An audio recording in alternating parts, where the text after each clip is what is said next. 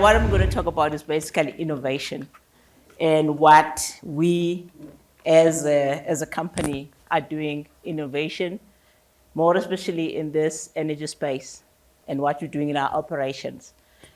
And I think most of you know that Sasol is a vertically integrated, proudly South African energy and chemicals company, right? And within Sasol, I think I lead a team of the most intelligent, of the most intelligent people south of the equator, just to make sure that we're clear. But anyway, I lead the research and technology team at Sasol. And like I say, it's a team of brilliant engineers and way capable scientists. So, and our role is actually, I think like Mteto did say, we have these assets and our role basically is to look at technologies that can assist us to enlarge the operating envelope that we already have and preserve and grow the facilities and the business that we have so that we can grow the next value pools. And I think, as Thabo has spoken, the next value pools are things like hydrogen, green hydrogen for mobility, and also sustainable aviation fuel, and also using the green hydrogen for green steel. So what maybe I want to talk about is like Sasol actually has been innovating since the day it was conceptualized. In 1955, when Sasol produced the first fuel from coal, it was basically an innovation because we took the Fischer-Tropsch process, which is the process that actually converts coal to fuel. We optimized that process using our own, there was technology, but we took it, optimized it, and produced fuel. That was way back in 1955. And then after that, the pioneers of Sasol haven't looked at the process, and then they found that there is reaction water, which comes from the process. And then they innovated some more, taking that reaction water, using it and processing further to actually now produce the basket of chemicals, which we now produce. And those chemicals actually go to plastics, goes to paint, goes to numerous things that you actually are using in your daily lives. So when we talk about innovation, it is something that we do. It is our daily bread and butter. In our plants, we innovate daily because we need to find out what catalyst works better, and we also work with partners, but mostly we do work on our own, just to make sure that whatever products that we produce are produced efficiently and are produced sustainably. And when it comes to, I want to just note that when we're looking at energy, firstly, we want to be energy efficient before we become energy secure and sustainable. So in South Africa, I think in 2013, there was the 12L tax incentives that were introduced as part of the National Energy Efficiency Strategy. And since that time, we have applied numerous energy efficiency measures in our operations. Of course, we get paid for it, which is good, but it does help us so that we run the operation very efficiently. And I just want to maybe touch on a few examples of things that we probably are doing just recently, showing how we're using innovation. So in a process that we have, we produce something called biosolids. So these biosolids are usually incinerated. But because incineration is a very energy intense process. So we decided maybe we have to look at this incineration, at this product, this bioprocess, biosolids, and see what is it that we can do.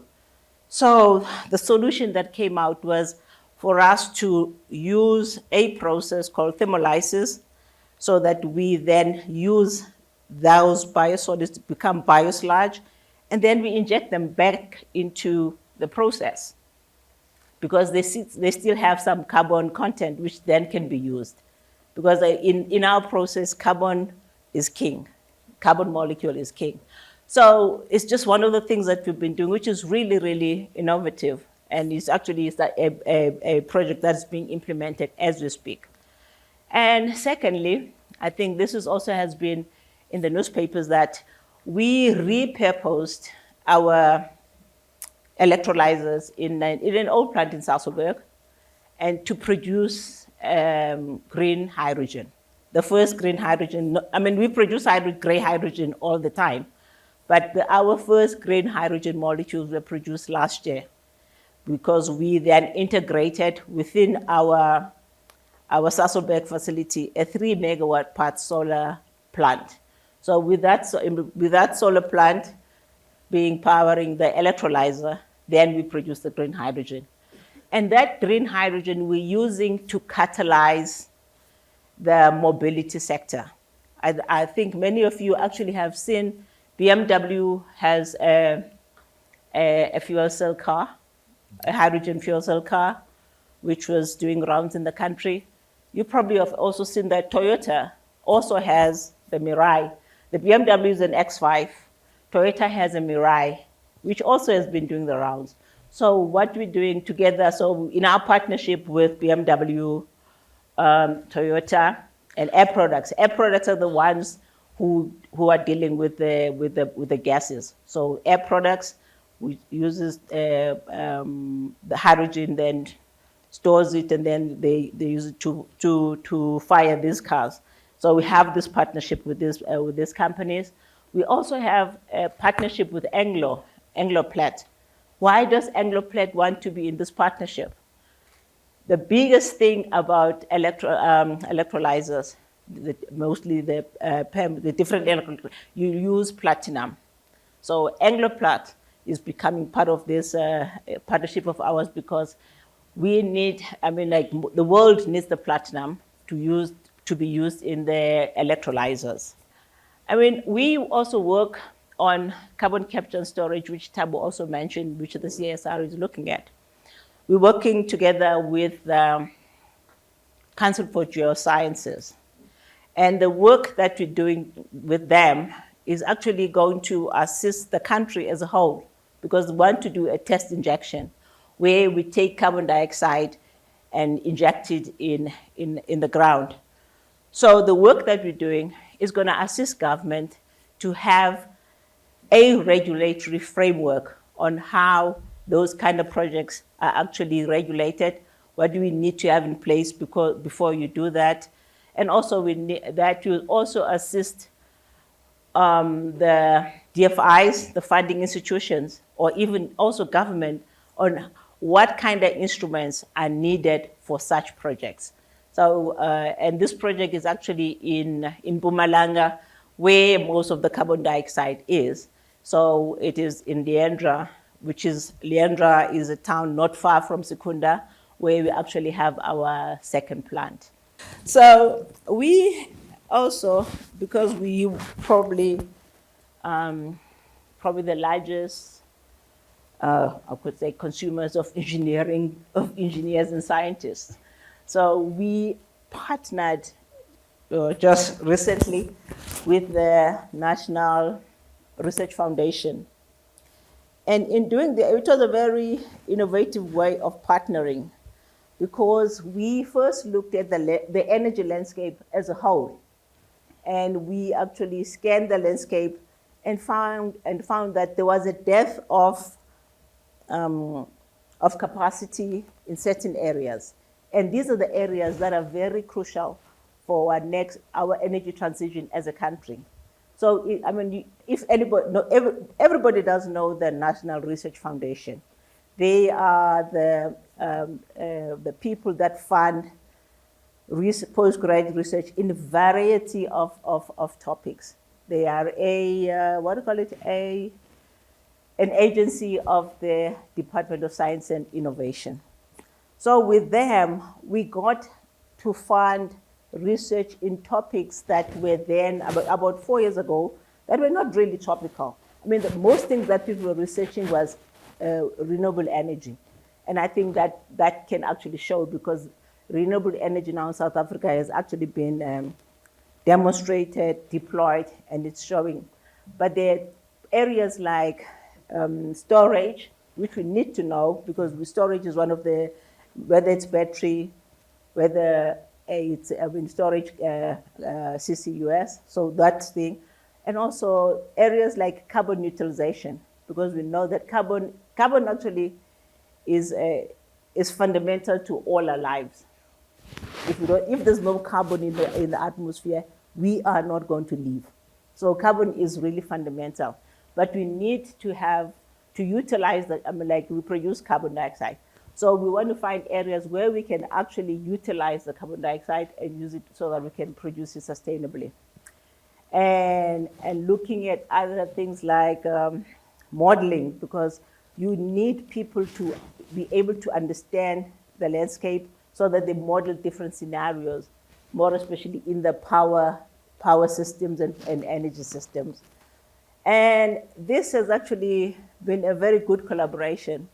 I mean, we've produced, and also we've just now produced a lot of other engineers, which maybe Eskom can take care of.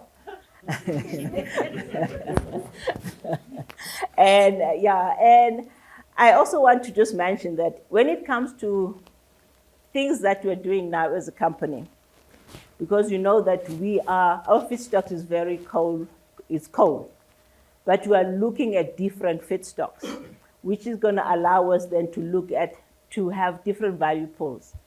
So if you say, like we have renewable energy, and you have water, and if you have then biomass, then you can gasify the biomass and mix it with the hydrogen produced from we can then produce sustainable aviation fuel, which is another value pool, which is going to, right now it's still expensive, but it's a value pool that we're growing, because our process block is very agnostic to the feedstock that we use. So aviation fuel, because we all fly, we all need to fly. So if we have to fly sustainably using fuel that's produced sustainably, which has less carbon dioxide, and it's something that is a win-win. So that's a big value pool that we are now developing. I also think another way that, because I think before, as a company, and as most companies, we tended to do work on our own. Yeah. And then we do research, and we're researching for ourselves. But lately, because with all the other O&Ms, all the other companies out there, we are facing similar challenges. Sure. So there are very different innovative ways to actually work together. And one of them is to have, there's something called like the open innovation platform. Sure. So these platforms is where, we belong to one, kind of like a membership kind of platform. We belong to one which is based in the Netherlands. So we have companies like Shell, Total, and ourselves working on sustainable industry sustainable solutions together. Sure. So which is a way like of us trying to get to a solution which we can all then apply in our own areas. And I think that's a better way. I guess it's a good way of spending some of the money, so that because really the problems that we face are all so similar. And I think I'll leave it there.